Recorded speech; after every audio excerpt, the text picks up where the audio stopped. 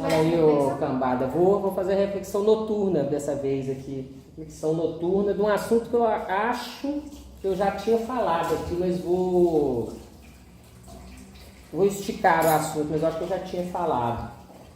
Bom, esse assunto me vem à mente quando eu penso principalmente no Reich e no Nietzsche, né, que são duas pessoas tão inteligentes que tiveram a vida tão conturbada. O Reich, para mim, é meio um Rica Games, é o cara que não sabia mentir para enturmar. Tanto é que levou fumo dos comunistas, levou fumo dos nazistas, levou fumo dos psicanalistas, levou fumo dos capitalistas, de todo mundo. Ele levou fumo para todo lado, porque ele não sabia mentir. Ele levava a sério.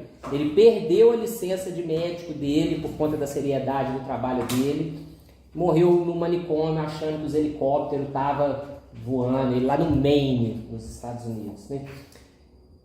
E sempre que eu penso, né, no Nietzsche, no Reich, eu fico pensando assim, por que será que eles sucumbiram? Né? O que aconteceu? Eu já começo de primeiro uma coisa que é óbvia, mas nem tanto, que é, né, os nossos fantasmas, os nossos demônios, as nossas doenças mentais aí, são sintomas ou são nós mesmos? Né? O que eu botei de título do vídeo aí. Né? Nós temos que enfrentar os nossos demônios ou aprender a conviver com eles? Né? Tem um trechinho bastante interessante na biografia do Kurt Paul James, que também tem na do Rudiger, eu acho que é assim que chama, que é uma outra biografia, que não é que é mais fraquinha, mas o escopo é diferente, né, da que o cara fez e desse aqui. Mas aí tá falando aqui da saúde do Nietzsche, ali quando ele estava com meados dos 20 anos, né, 24, 25 anos de idade, que os testemunhos dão conta de que ele era uma pessoa robusta, uma pessoa saudável, tirando um acidente com o cavalo que ele sofreu lá quando ele foi prestar o exército, que digo de passagem prestou bem, né? Ele quase ia virando oficial do exército, olha que coisa engraçada, né? O Nietzsche, do exército prussiano. E aí conta aqui, olha só, eu vou ler o que o Kurt Paul James escreveu. Apenas a grande edição histórica de suas obras contém no volume 5, na página 205, a reprodução de um registro autobiográfico. E os editores observam que, aí é aspas, tá? Sem dúvida alguma, este foi escrito no estado de grande excitação. Olha só o que acharam lá no meio dos cadernos de estudo do Nietzsche. O Nietzsche escreveu isso aqui, ó. O que temo não é a figura terrível por trás da minha cadeira, mas sua voz.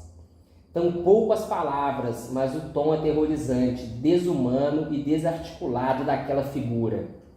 Ah, se falasse como falam as pessoas.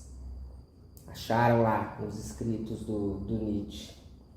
E o Kurt Paul James, que eu estou falando em inglês, né, que eu não sei falar alemão, ele diz aqui, né, o que significa essa anotação? Que os editores datam no tempo entre outono de 1868 e primavera de 1869. Ou seja, ele estava lá com 24 para 25 anos. Né? O Kurt Paul James aqui, muito interessante, né? Tem um trecho que eu já até li em outro vídeo aí. Ele faz um resuminho, né, da história do Nietzsche, a relação dele com a doença, e ele se questiona, né, o que era essa figura e o que essa figura queria falar com o Nietzsche, né? Quantas vezes será que o Nietzsche e essa figura já não teriam se encontrado? Porque não tem nos registros autobiográficos do Nietzsche e nem nos registros dos caras que conviveram com ele, nenhuma referência a esse respeito. Inclusive, o Kurt Paul James levanta a lebre de que muito provavelmente outras referências existiam, sim. Só que a irmã dele tesourou, né, lá nos arquivos, no Nietzsche Archive lá, né? E essa, por alguma razão, passou batido. Então, provavelmente deve que existiram outras referências aí, mas que a irmã e a mãe do Nietzsche acharam por bem excluir aí para não passar ele como doido, né? E aí vem a questão, né? O que é que essa figura queria falar com ele, hein? Que ele fala, se falasse como falam as pessoas. O Kirk Paul James, ele escreve uma coisa interessante, né? Que muito provavelmente quando da doença final do Nietzsche em 1889, que talvez essa figura e o Nietzsche tenham se tornado uma só, né? E uma coisa interessantíssima que, meu Deus do céu, é de cair o cu do Tobas, é que o primeiro livro do Nietzsche, né, a música no nascimento da tragédia, o nascimento da tragédia no espírito da música, eu nunca lembro o nome, né, do primeiro livro, que ele faz uma descrição, né, sobre o ser humano livre, grego, né, no contexto lá, dionisíaco, que é a descrição dele doido, cara. Isso muitos anos antes, ou seja, ele se tornou aquilo que ele já era, né? E aí eu estou usando aqui esse texto do Nietzsche para fazer uma analogia, cara. O que é essa figura que convive conosco aí, que tenta falar e a gente não consegue entender o que ela está dizendo? Será que cabe a nós entender o que ela está dizendo? Cabe a nós ignorar essa figura? Num outro vídeo eu falei a respeito de alguns estados de humor, né, e problemas da cabeça que a gente tem, que advoguei a tese aí que nem tudo é oriundo da interação externa. Eu sei que eu falo isso com muita ingenuidade, muito pueril, né, da minha parte, porque o cérebro ele é composto aí por elementos químicos, elétricos, que qualquer interação errada que tiver aí, a gente tem uma percepção emocional das coisas diferente, né? Uma vitamina que você não toma, uma serotonina que você não tem, aí um exercício físico que você deixa de fazer, tudo altera o equilíbrio químico do cérebro e te induz a estados aí de angústia, de ansiedade, de depressão, né? Eu sei disso. Mas ao mesmo tempo eu não consigo deixar de pensar que essas angústias, ansiedades, depressão são sintomas do quê? Né? Do quê? No vídeo que eu falei a esse respeito, que eu nem lembro como é que chama o vídeo, eu advogava aí a tese de que não necessariamente esses sentimentos seriam fruto de uma interação com o meio, mas sim seriam nós mesmos. Do mesmo jeito que a gente tem algumas predisposições alegres, a gente teria algumas predisposições ruins, e que a análise do histórico da nossa vida, e aí eu estou falando de mim, né, da minha vida, né, a análise do histórico demonstra que sensações iguais já foram atribuídas a diversas coisas diferentes no correr da vida, né? Desde a infância, lá com medo do escuro, com terror do escuro, terror de disco voador, de ET, aí terror de relacionamentos familiares, terror de perspectiva de virar adulto e não virar nada, terror do dia de domingo, terror, essa angústia, essa ansiedade, sempre teve em mim, só ia mudando o objeto, ou seja, dizia eu, e repito eu aqui agora, que talvez a gente seja isso, tenha isso, cada um tem dentro de você, né, dentro de si, o que é e o que não é, e que algumas questões externas são apenas gatilho para que aquele monstro apareça, aquele monstro floresça, né? Tal qual o nosso amigo Nietzsche aqui, assustado com essa figura desarticulada que fala, mas que não se entende. E a grande questão aí é: será que a gente deve combater essa fala? Será que a gente deve aprender a conviver com ela? Hoje, a panaceia para todos os males está aí, né? Sapeca remédio no bucho. Então é combate extremo, e combate a nível químico, né? Deixa eu pegar um café ali.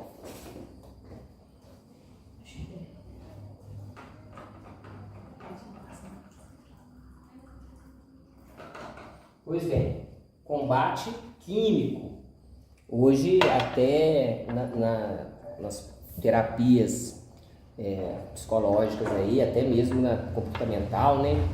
Até onde eu sei, se advoga aí, se renderam à tese do combate químico a esses fantasmas e a esses males aí, né?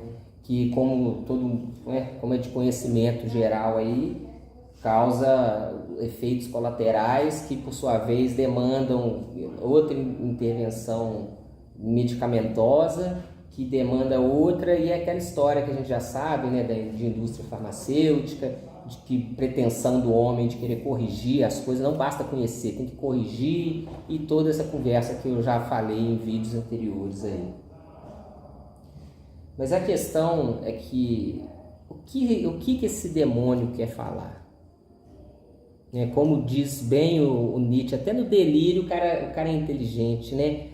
Se essa criatura pelo menos falasse como gente, ou seja, né, fazendo a interpretação do delírio do Nietzsche e do que ele escreveu, a figura está tentando comunicar alguma coisa, cara. Olha que interessante, ela está falando. Então a angústia, a ansiedade, a depressão, ela está tentando te dizer alguma coisa. O que ela está querendo dizer, cara? Doença mental é sintoma. De novo, eu sei, é um desequilíbrio químico, tal, eu sei, sabemos disso, né? Não podemos negar essa questão óbvia e que realmente interfere. Mas a questão é, por que para uns o desequilíbrio químico da angústia, para outros o desequilíbrio químico da ansiedade, para outros da depressão, para outros da euforia, né? Qual é a minha relação com os meus demônios, a sua relação com os seus demônios? Eu acho que tem uma história, eu acho que tem uma parte de você aí que, no que eu estou entendendo, não pode ser calado. O difícil é a gente entender o que fala, né? Como bem disse o querido Nietzsche aí, né? Essa figura desarticulada que tem uma voz parecida com a humana, mas que a gente não consegue entender. Nessa questão do Nietzsche, né, que sucumbiu à loucura, né, sucumbiu à loucura. Será que ele sucumbiu à loucura porque ele finalmente entendeu o que aquele demônio estava falando com ele? Ou será que ele sucumbiu à loucura porque ele finalmente ignorou ou venceu aquele demônio, e com isso uma parte dele, que talvez fosse a parte vital, foi-se embora, né? O que eu penso é que é óbvio, infelizmente, esses demônios que convivem conosco, angústia, ansiedade, depressão, né? Pânico, transtorno obsessivo compulsivo, pensamentos intrusivos, todas essas questões aí, eu acho que é alguma espécie de nós mesmos gritando e pedindo socorro, socorro, eu estou aqui, não esqueça de mim, eu estou aqui, eu preciso ser ouvido. Porque a gente vive uma vida tão falsa e se acostuma a viver essa vida falsa até por questão de sobrevivência, né? Mas algo dentro de nós ainda pulsa, ainda quer. E talvez, olha que interessante, né? Muito se advoga que o Nietzsche finalmente se rendeu àquela figura grotesca. E figura grotesca se tornou também desarticulado e sem conseguir falar mais, né? Como gente, que foi o final do Nietzsche, infelizmente. Mas eu acredito que não. Eu acho que finalmente ele conseguiu sobrepujar esse demônio. E ao sobrepujar o demônio, sem saber, ele matou uma parte dele mesmo, que talvez fosse a parte principal, a parte que mais valia, sucumbiu. E com essa morte da parte mais importante dele, foi ele junto. É o que eu penso aí, minha opinião a respeito de tão intrigante assunto. E com isso eu quero dizer o quê? Eu acredito que, por mais que esses demônios e esses fantasmas sejam aterrorizantes e completamente paralisantes para quem sofre com isso, sabe o quão mal faz na vida, A gente não pode combater essas doenças, a gente tem que aprender a conviver com elas, porque ela tem alguma função e está dizendo alguma coisa muito importante para você. É como se fosse a febre, né? A febre é uma reação natural do organismo que aumenta a temperatura corporal a fim de dar maior efetividade ao sistema imunológico. Lá não sei explicar questões de biologia, não, mas eu sei que é por isso que a gente tem febre. Se você combate a febre, você não se cura da doença. Se você combate a febre, você fica mais fraco. Então talvez essa ansiedade, essa angústia, essas coisas erradas aí sejam uma febre de si mesmo, uma tentativa de alguma coisa, né? Esse demônio que falava articulado com Nietzsche, aí ele queria ser ouvido, cara. Tinha alguma coisa para dizer, que a polidez, a mentira, né, que o Nietzsche viveu, essa pressão que ele viveu, coitado, ele não foi capaz de ouvir. E esse inaudito, né, esse não ouvido foi justamente o que dominou ele, né? E eu acho que esse inaudito é o que domina a nós também. Então eu acho que os nossos demônios aí, nós temos que conviver com eles e tentar entender o porquê, o que significa esses sentimentos aí, essas sensações, o que isso quer dizer para você, o que isso está te mostrando, no que está acontecendo, que está surgindo esses sintomas aí. No meu caso, óbvio, né? Mentira para enturmar. Uma mentira para enturmar que nunca vai ter solução, porque no dia que eu for eu mesmo, ou vou para o hospício, ou vou para cadeia, né? Aliás, todo mundo, né? Ou não? Pode ser que a gente não seja um monstro e esse embate com a sociedade, com o que está fora, seja apenas a gente aprender primeiro, a se aceitar do jeito que é, independente do padrão lá fora, e também não forçar, não precisa forçar a nossa presença no mundo. A questão quando eu digo de hospício ou cadeia, até foi bom essa intervenção, para eu deixar claro. Não é no sentido de que somos loucos ou somos monstros que vão cometer crime e sair da sociedade, mas porque a sociedade, que é quem dita o que é são, o que não é, o que é crime, o que não é, não aceita determinados tipos de pessoa por N razões, entre eles a mais mesquinha de todas, que é a inveja. As pessoas querem que todo mundo fique preso.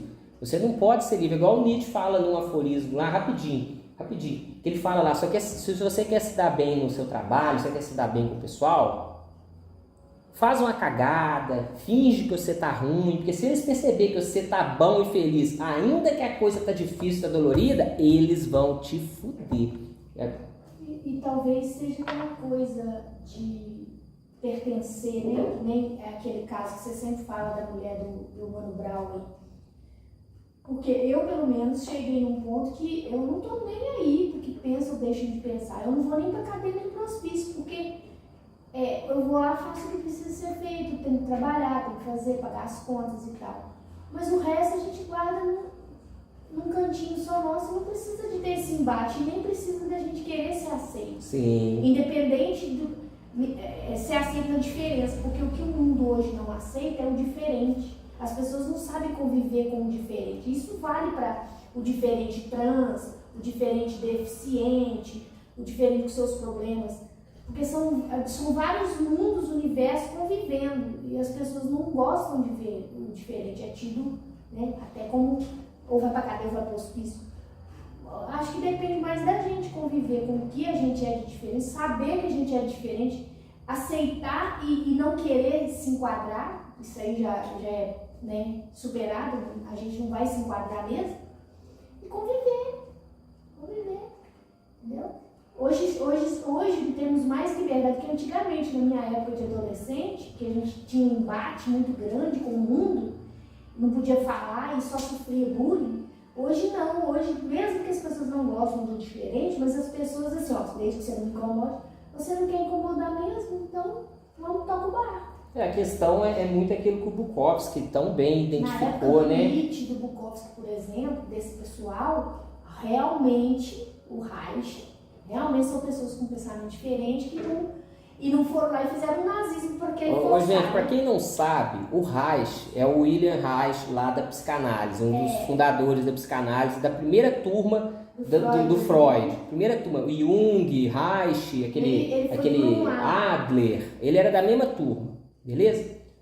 O Reich, ele, em resumo, tá bem resumido, o Reich, em resumo, bem resumido, ele fez a teoria da libido do Freud até as últimas consequências. Por quê? O pensamento do Reich, tá? Ele identificou que aquela libido, que ele chamou de orgônio, era uma energia da matéria. Não era uma energia sexual, não, é da matéria, do corpo, do pinto tem, mas tem na célula, tem no céu. Ele identificou esse orgônio como uma energia da existência, não é só da matéria orgânica, até a matéria inorgânica, nas suas reações químicas e tudo, pulsa na energia do orgônio. E nos seres vivos, o Reich identificou que essa pulsação do que acumular energia e soltar, o pulso, que igual a luz pulsa, cara, se você vê das estrelas lá, até nas estrelas ele viu o orgônio. Ele identificou que no ser humano essa pulsação se dá via sexualidade genital. É isso que faz o ser vivo pulsar, o Reich falou. E aí você vê por que o ser humano está nessa problemática, treta toda. No final da vida do Reich, esse cara, simplesmente, ele estava criando cabines de orgônio, no qual captava os orgônios que vinham do céu e tudo, e concentrava na pessoa para curar câncer, curar tudo quanto há de coisa. Para a pessoa, não é gozar, é muito raro de falar, né? Mas para a pessoa soltar. Porque o Reich, ele partiu dessa questão da sexualidade humana e foi ao infinito e além.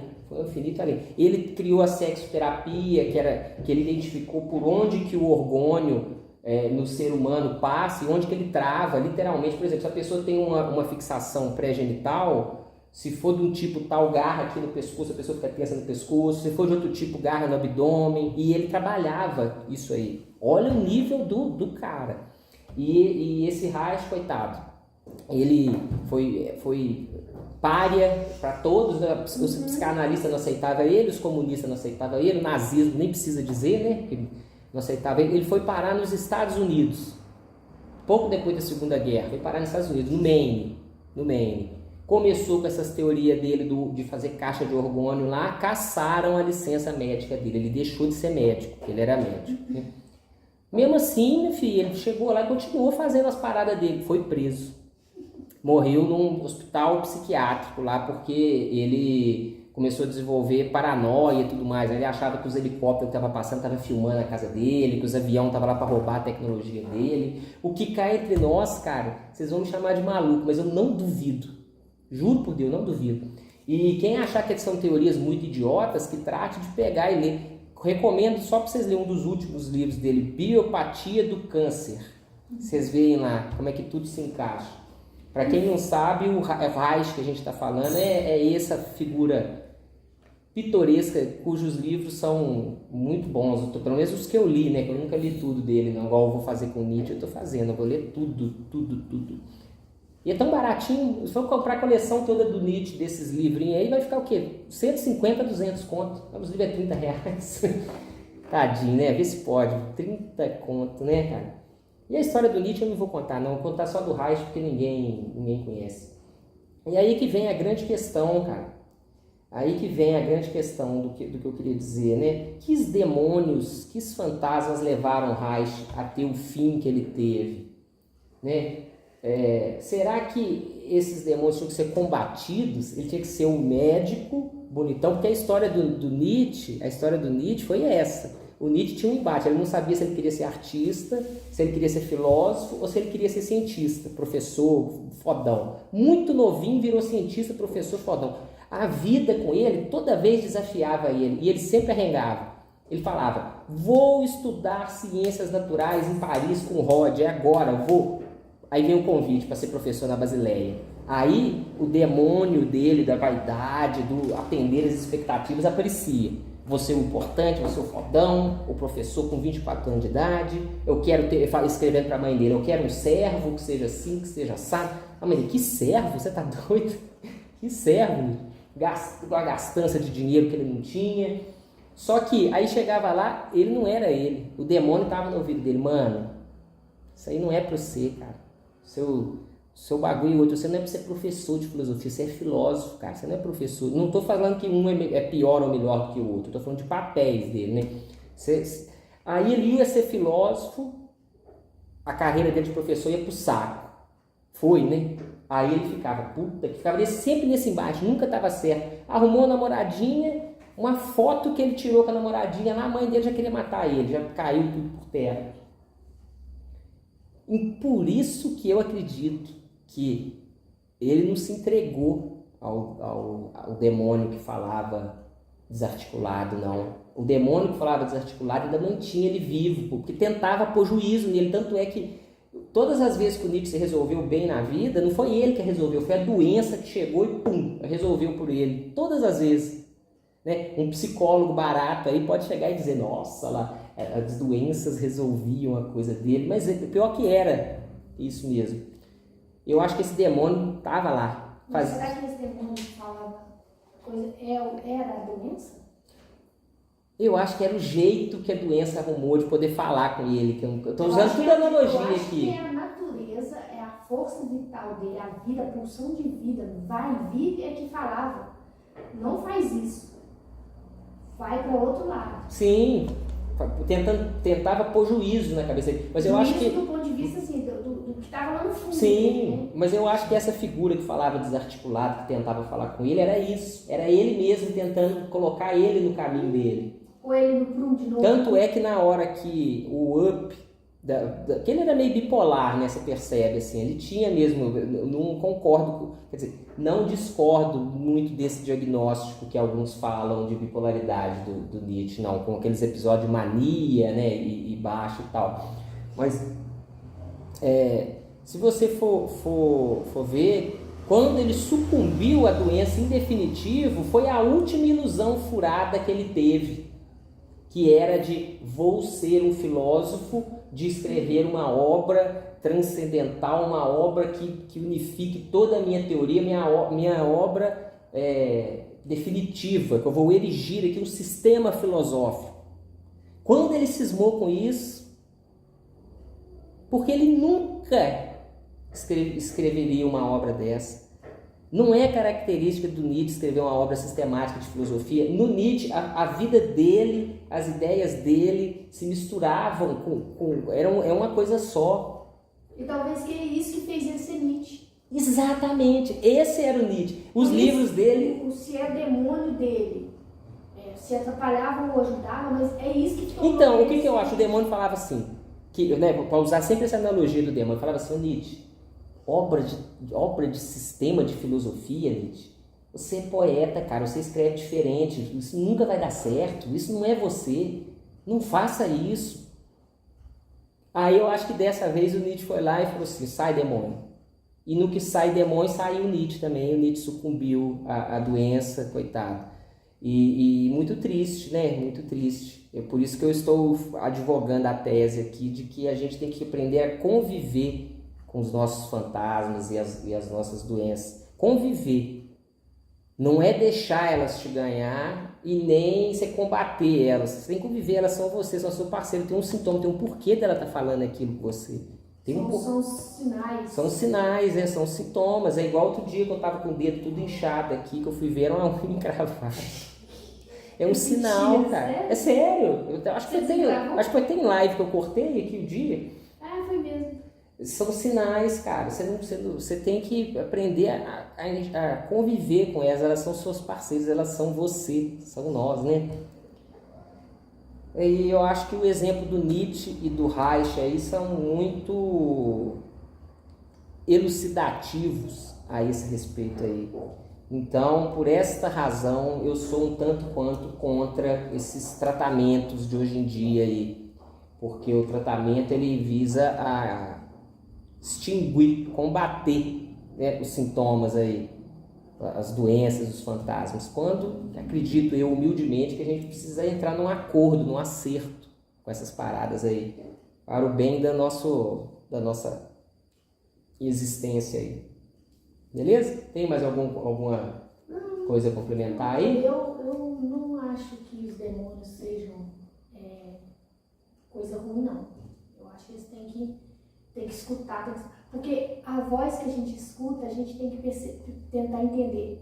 Essa voz é a nossa intuição, é nossa, genuína? Ou essa voz é aquela voz que a gente internalizou? E aí você tocou num ponto interessantíssimo. Porque o nós que eu penso? Vozes. Porque o que eu penso? Uma coisa é a voz, outra coisa é o sentimento, a sensação é nossa. O que eu fico pensando é isso mesmo. Porque você tem um capetinho e um capetinho, né? 2 capetinhos de Porque se eu tô aqui, advogado, olha, advogado bonitão, aí vem a voz, nossa, como você é importante, como você é inteligente, mas vem aquela angústia, aquela ansiedade lá de dentro. Você vê, tem alguma coisa errada nisso aí, você tá entendendo? É igual o Nietzsche aqui, sou professor, não sei o quê. O que é? A voz da mãe, a voz do pai, a voz da sociedade, a voz do eu sou fodão, eu sou... Só que lá dentro ficava o demoninho falando, cara, você não é nada disso. E aí Faça qual as que paradas. era a voz de verdade? Será que era esse demoninho que falava lá no fundo? Ou que falava, né, vai, não vai? Porque Eu entendo que é o demoninho, porque o demoninho é o que vem de mais profundo, você nem sabe, é o verdadeiro, você nem sabe agora, o que é. No caso, por exemplo, no Nietzsche, pelo que você está falando, dá a entender que nem ele sabia desse... Ele não sabia. Esse demoninho ele falava até em línguas, né? Em outras você veio falando, se ao menos ele falasse como as pessoas... Por quê? Porque às vezes o universo dá os sinais pra gente e a gente não tem a chave para interpretar. Só que é essa voz que é a genuína, que é a de verdade, mas a gente não tem. Porque a gente tá embaçado com as visões que a gente pega, os óculos que a gente pega do mundo. A gente pega, igual ele vivia sobre, né, o jugo da mãe, da irmã, aquela questão... Sobre o jugo da imagem, né, de ser o Fritz, vaidade, o fodão, o bonitão. A vaidade é uma voz que fala na nossa cabeça o tempo todo e não deixa a gente ir pra frente. Por quê? Ela pôs na nossa cabeça que é aquilo que você devia ter feito e você fica naquela vaidade besta e acredita. Mas e as suas próprias necessidades não são atendidas e o corpo cobra, por isso que é fantasma, por isso que é mais a angústia. gente deixa, isso é desde criança que a gente tem essa vozinha, a gente vai tendo essa voz desde sempre, tem dentro da gente essa intuição. Só que a gente vai, mas assim, guardando, não escutando. Chega um ponto que você não sabe mais quando. Sabe quando de repente você vai estar em algum lugar ou vai fazer alguma coisa e vê um negócio assim, te dá assim, você pensa que é até um déjà vu, mas vem aquele milésimo nanosegundo, tem aquele pensamento que tá falando, não faz isso. Você vai e faz, depois você só é merda, dá merda. Sempre dá merda quando você não escuta. Aí vai chegando um ponto que você não escuta mais. E esse é o grande movimento dos neuróticos. No mínimo duas vozes, porque no mínimo para dar a dicotomia. Tem a voz mesmo, mas tem aquelas outras vozes que mistura, é muito barulho na cabeça da gente.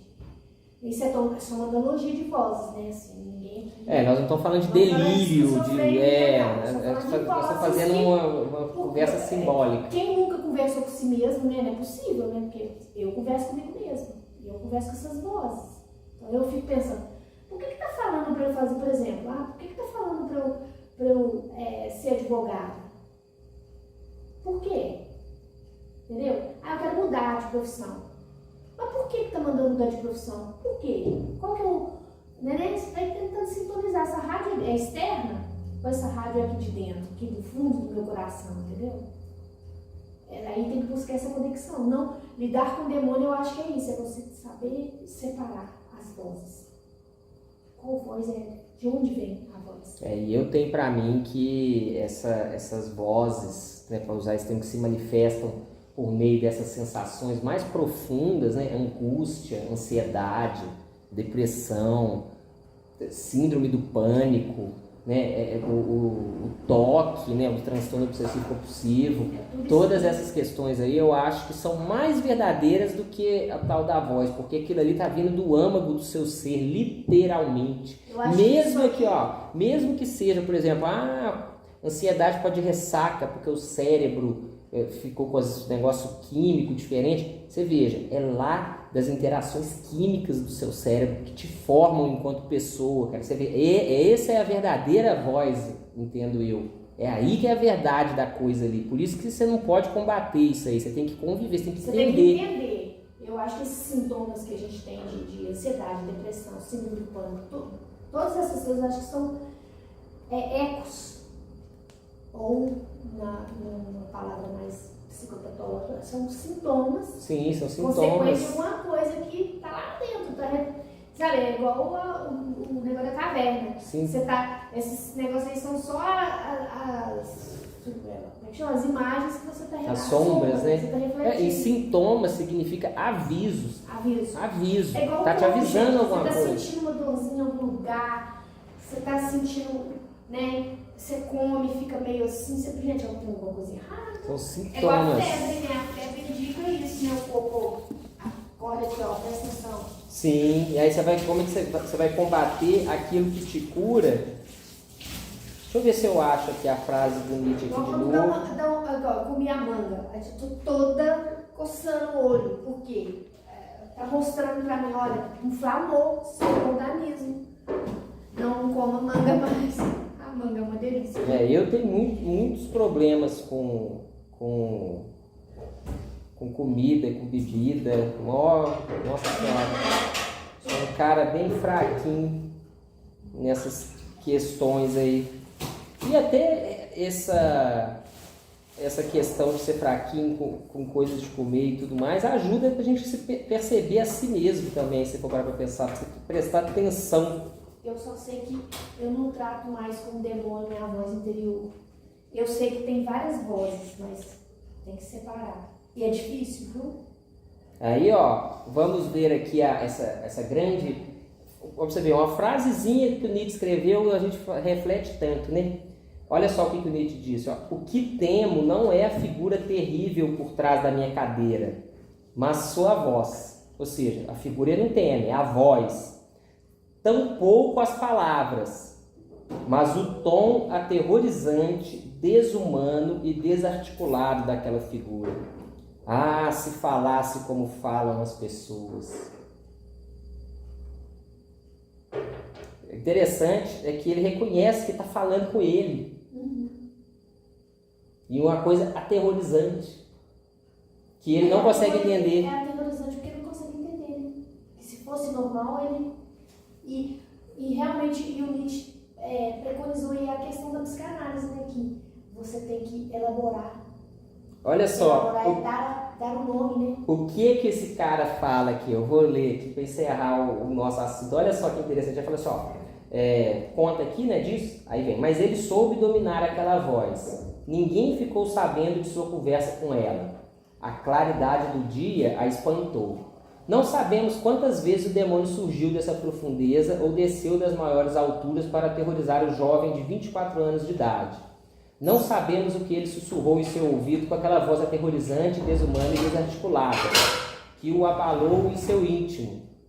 Não sabemos com que intensidade aquele demônio tocou e se Nietzsche ainda o sentia presente na claridade do dia. Mas sabemos que Nietzsche lutou com ele e sabemos que ele o venceu e o manteve preso durante 20 anos. Mas é possível que, durante todos esses longos anos, ele jamais o perdeu de vista e que, quando o reconheceu plenamente, ele se uniu a ele como que com um parceiro mais secreto e íntimo. E aí foi quando ele sucumbiu à doença? Pois eu não sei. Aqui o Kurt... Talvez aqui... a doença, as doenças eram um modo dele se salvar do mundo. Né? Sempre foi. Igual eu li outro dia aqui. Um momento em que ele assim... Pô, eu tô fazendo tudo que o mundo quer, mas a hora que ele adoece e não tem como fazer, aí ele não faz, e nesse não fazer é que era ele. O próprio Nietzsche escreve no Et Homo lá, né, que a doença sempre o libertou, sempre resolveu os problemas insolúveis para ele, que ele não conseguia. Ele ia estudar, aí chamaram ele para ser professor. Aí ele ficou agarrado lá. A doença libertou ele da cátedra, ele pôde ir estudar. Ele estava no exército, indo bem, ia ser promovido, ia ser oficial, mas ele, na verdade, queria estudar filosofia. Aí ele sofre um acidente de cavalo, machuca os peitos lá, não consegue lutar mais. Foi para ser enfermeiro depois, por N contextos aí do porquê que ele foi enfermeiro, não vou entrar nesse mérito, porque ele trabalhava na Basileia, a Suíça era neutra na guerra, então falou, a gente te libera, mas você não vai poder ser soldado não, porque nós somos neutros. Aí foi de enfermeiro. Ficou uma semana passando apertado lá, catando um pedaço de defunto, carregando os bolsos, apanhou desinteria, teve que ir embora. Toda vez que ele mentia para enturmar, a doença ia lá e falava, não mente não. Então, vocês vejam, né? A doença final dele foi uma libertação também. Então, eu não acho que ele reconheceu o demônio e os dois viraram um só, não. Eu acho que ele espantou a doença, o demônio, que sempre estava lá para ajudar ele. Eu acho que dessa vez ele falou assim, eu tenho que ser filósofo, sai daqui, não me enche o saco, não. E aí não teve jeito. Nessa, o demônio falou, é assim então? Nós não tem acordo mais? Então tchau, que eu não vou ficar mentindo para enturmar com você não. Você não vai mentir também não, nós vamos embora. E foi embora, né? Perdeu os reis. Tem até filmagem do Nietzsche doente, muito triste. Ou dominou de vez, ou talvez a falta de lucidez tenha sido muito... O interessante é que a forma como encontraram Nietzsche doido no início da loucura dele é igualzinho que ele escrevia que era um homem livre no primeiro livro dele. O homem saltitante, dançante, o verdadeiro Deus, não sei o quê. Um amigo dele, o Overbeck, que foi o primeiro que socorreu o Nietzsche quando ele adoeceu, que ele escreve isso e é mesmo. Bom, mas então, no final do frigir dos ovos aqui, minha opinião é a de que não podemos combater os nossos demônios. Nós temos que aprender a conviver com eles no sentido de que eles são nossos parceiros, nós temos que se entender. Eles estão como sintomas avisando coisas do nosso mais profundo ser, o qual a gente tem que ouvir. Demônio é uma nomenclatura que deram para isso, né? Tanto é que quando a gente vê diagnóstico esquizofrênico, estão ouvindo voz, isso é negativo, mas será que essa voz que a pessoa está ouvindo não é a voz verdadeira? E eu digo demônio até porque é uma coisa dolorida, é muito ruim você ficar angustiado, você ficar ansioso, você ter depressão, você ficar preso no transtorno, é muito ruim. É muito ruim, por isso que eu estou chamando de demônio no sentido de uma coisa que é ruim. Mas enfim, tem mais algum comentário aí? Não? Então é isso aí, aprendamos a lidar com os nossos fantasmas, né? E os nossos sintomas aí. Que Deus queira, ou o diabo, né? A gente está falando de demônio, que a gente seja pessoas melhores, né? Para conosco e para com o mundo. Que bosta de final de vídeo, né? Mas tchau, é isso aí.